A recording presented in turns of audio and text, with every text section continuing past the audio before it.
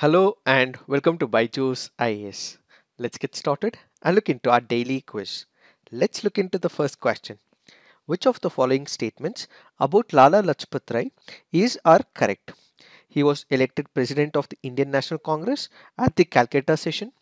He was also elected as the president of All India Trade Union Congress. In England, he became a member of the British Labour Party. Which of the statements are correct? The answer to this is 1, 2 and 3. Why have we taken this practice question? Because this article on the Hindu makes a mention of Lala Lajpat Rai. Let us try and understand some of the key facts when it comes to Lala Lajpat Rai.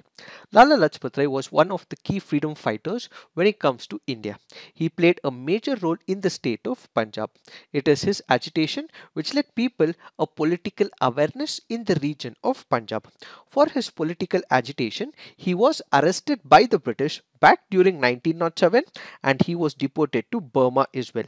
He was opposed to the partition of Bengal. He founded Home Rule League of America in 1917 in New York. He was elected as the president of All India Trade Union Congress. Why? Because in the process of giving political awareness, he also stood for the rights of the working class as well. Because he was able to understand that important rights will have to be given to the working class, which was not accorded by the British rules and regulations. He also stood by the working class, which is why he was also elected as the president of All India Trade Union Congress. He supported the non-cooperation movement of Gandhi at the Nagpur session of the Congress in 1920. But remember, initially he was not in favor of the non-cooperation movement. Why? Because this also required boycotting of schools as well. So initially, for a brief period of time, he was against the non-cooperation movement.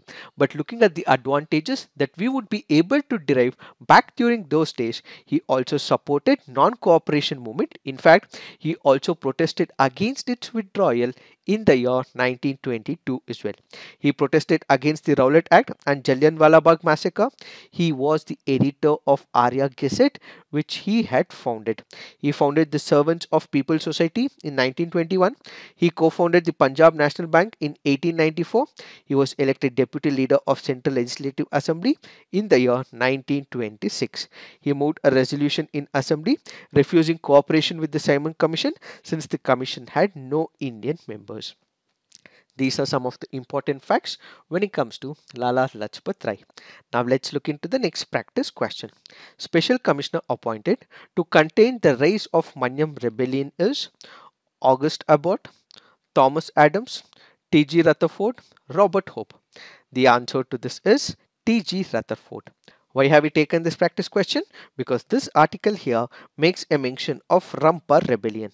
The Rampa Rebellion is also called by the name Manyam Rebellion.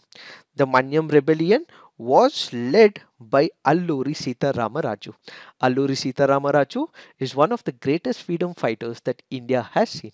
Let us try and understand what is this Rampa Rebellion all about. As we just discussed, it is also called as the Manyam Rebellion. What does Manyam stands for? Manyam stands for forest. As we all know, there are people in India who live in the tribal heartlands.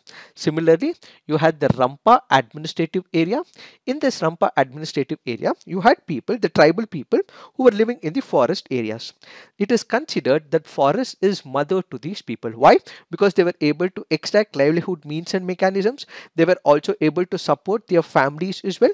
And during this period, they had followed what is called as the Podu system. What is this Podu system?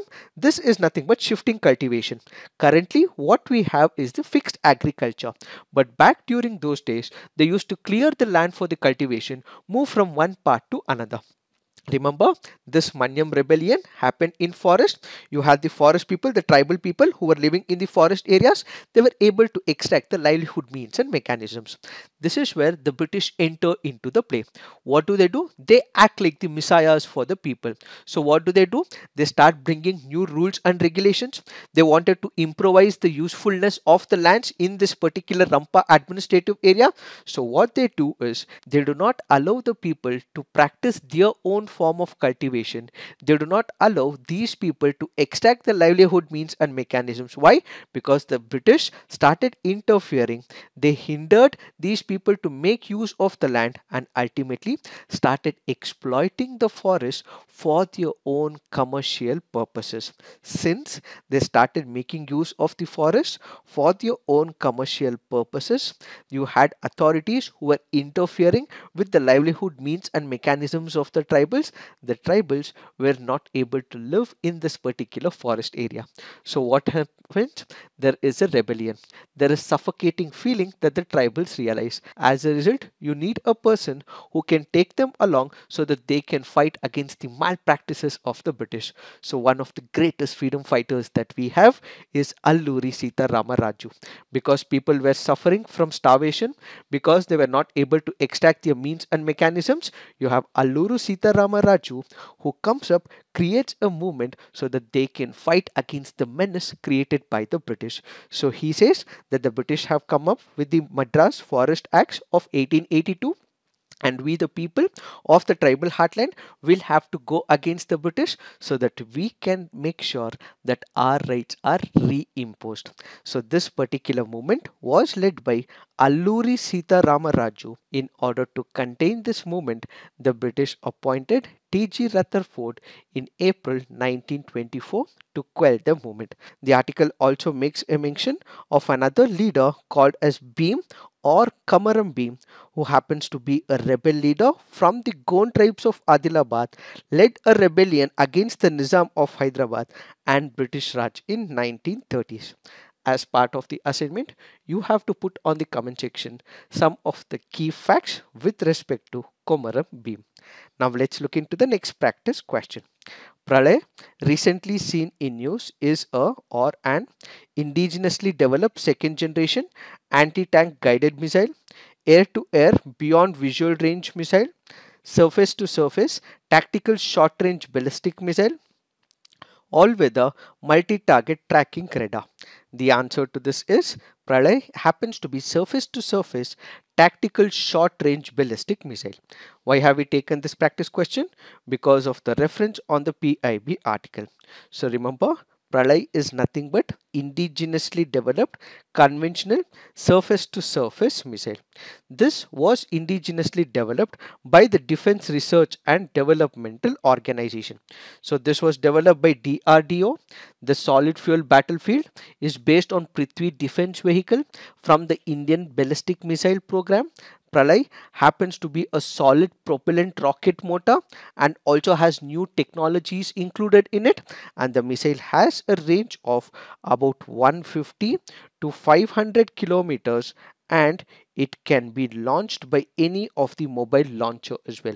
What is the significance of Pralay? Its accuracy is the highlight of the missile, and this would be able to hit the target, so its accuracy is intact, and at the same time it will completely change the tactical battlefield dynamics, as India would now have two conventional missiles with long range. One happens to be the BrahMos, the other happens to be Pralay in the present situation. Now let's look into the next practice question. With respect to National Dope Testing Laboratory, which of the following statements are correct? It is a premier analytical testing and research organization established as autonomous body under the Ministry of Youth Affairs and Sports.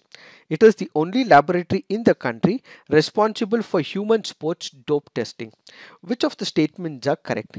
The answer to this is both. Why have we taken this practice question?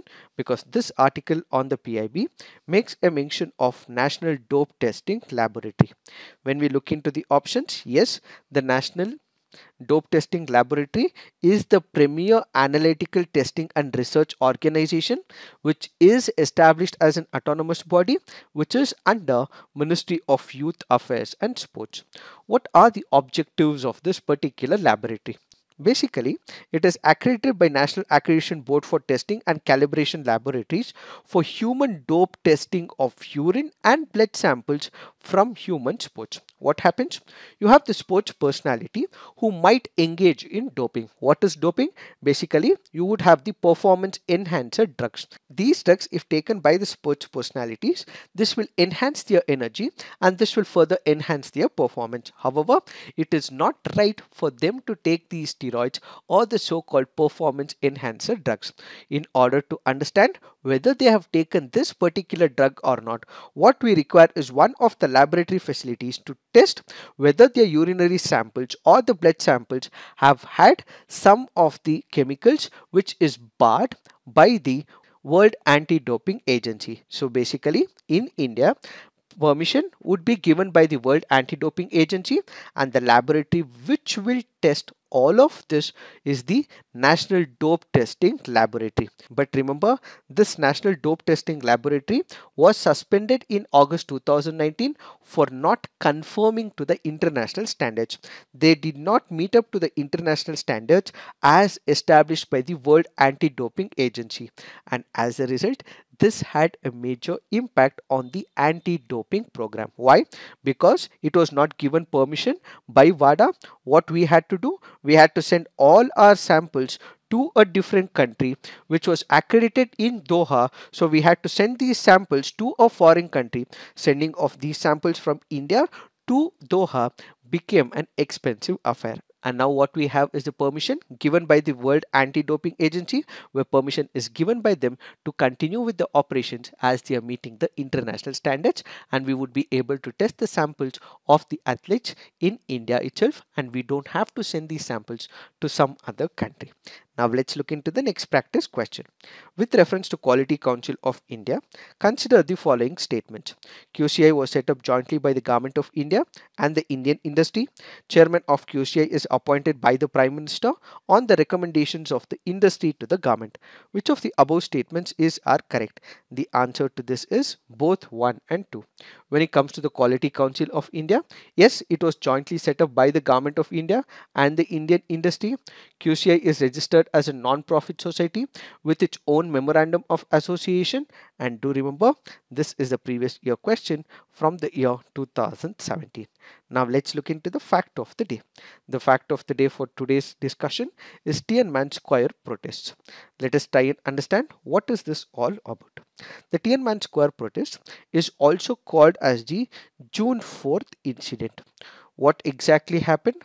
There were student protests that was taking place in China. Why? Because these were the people who wanted political reforms. These were the people who were in support of the cause of democracy in China. In China, what we have is one single political party which is called as the Communist Party of China. There are no other political parties, and most of this is led by the state as well. There is no democracy, there is no multi-party democracy, and all that they have is one single political party with no political freedom. Back in the 1980s, China also had what is called as massive reformation when it comes to the economic policies. They were a closed economy. They eventually became partially open. What do we mean by it? It was still led by the state. However, they did also allow some private companies and foreign investments into China back in the year 1980. Why was this massive transformation brought into picture? Because to revamp the economy and to ensure that there is more growth in the Chinese economy. However, this particular process where they opened up the economy also led to corruption as well, and at the same time, because people were anticipating a change in the economic system, they also felt that they may give rise to political freedom as well, and there were many people who had also gone from China to United States of America and many other Western countries. They were ignited by the very idea of democracy. They were exposed to new ideas. They were exposed to high standards of living. These people also started coming back to China back in the 1980s. So all this culminated together to create one platform so that these people can fight for political reforms. All they wanted was democracy introduced in China, and at the same time they demanded for greater political freedom. At first, within the Communist political party, there were few people who were in favor of it. There were few hardliners who were completely against it. But after a consensus was reached, where these hardliners won the majority and ultimately asked these people to withdraw the protest, since the protesters did not withdraw, since they wanted democracy in China, and because this did not work, what you had is the hardliners won the debate amidst the Communist political party, and later martial law was declared in Beijing. So what is this Tiananmen Square? This happens to be a place in Beijing where people were protesting against the Chinese Communist Party, where they wanted democracy, but since the Chinese Communist Party did not want it, they imposed the martial law.